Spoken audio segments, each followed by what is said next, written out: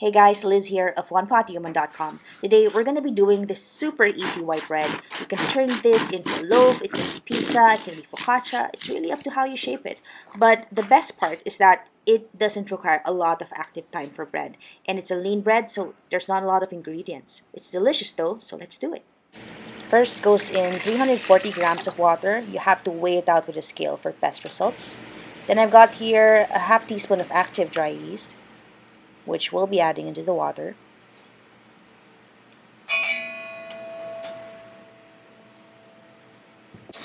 Then we are just stirring it with a spoon. You don't have to remove all the chunks. It's an active yeast, so that's fine.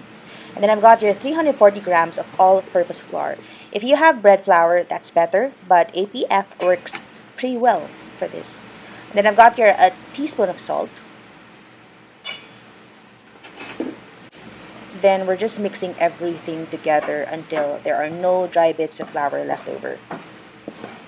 Now, I'm using a spoon here, but your life will definitely be much easier with spatula.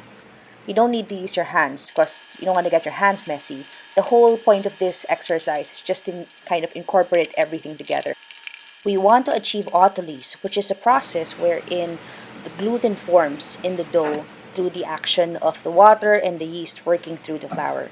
So at this point, the dough is just really very, sticky. It's what they call a shaggy dough. And there's not much you can do with it. But you just kind of leave it, and then that's when the magic happens. So this is just a texture check, so you can see what you are starting with. Later on, you'll see it'll become more elastic, more smooth, and in the meantime, though, all you need to do is just cover it with a clean, dry cloth and leave it at room temperature for 30 minutes. So that's 30 minutes. It looks the same, however, check this out. Look at how the dough has become a lot more elastic and smoother. And what I'm doing here is stretch and fold. This is a no-knead bread, so you don't really have to flour surface and then kind of work through it for 10 minutes. This stretch and fold technique is basically just stretching the dough and then folding it into itself to sort of incorporate air and make the dough stronger and more elastic. That's pretty much it. And this only takes maybe 4 or 5 minutes at most.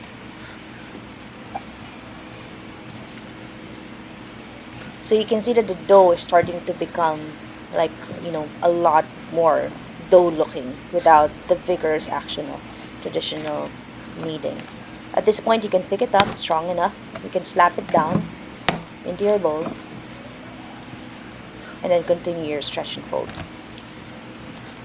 I think over time you'll just really have a feel for how the bread dough is supposed to feel like.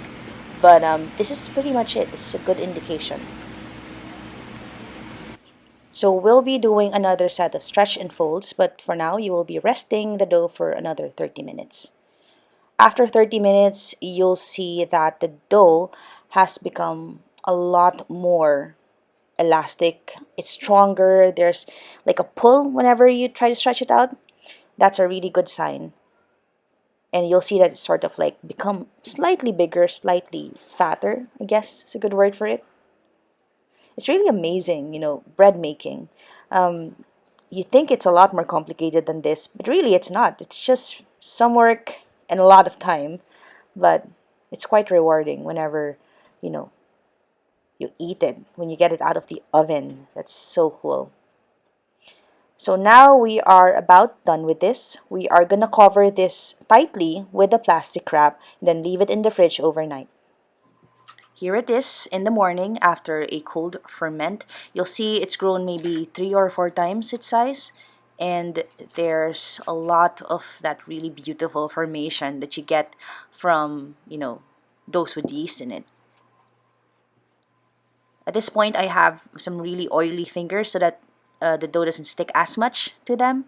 And then we're going to try to remove the air a little bit. Look at that. So nice.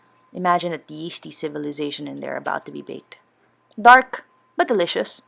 So here I'm not stretching or folding the dough. I'm just really trying to sort of dislodge it from the bowl, as much of the dough as I can.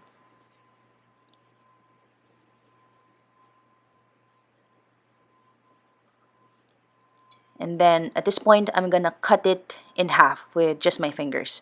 You can bake this all together if you want a bigger loaf, but since I don't have like a very big loaf pan at the moment, it's quarantine in Manila, I'm just using my small loaf pan.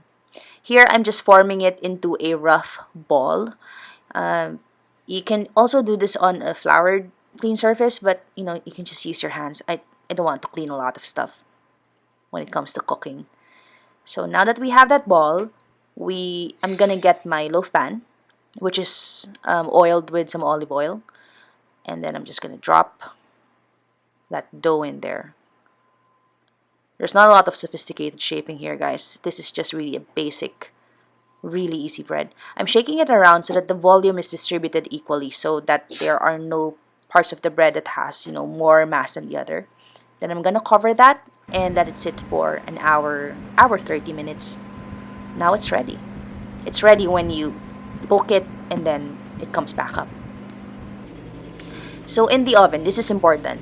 You have to put like a dish of water in the bottom rack. This is what will make the crusty, nice golden brown surface. I've tried it without water and it really ends up being super pale.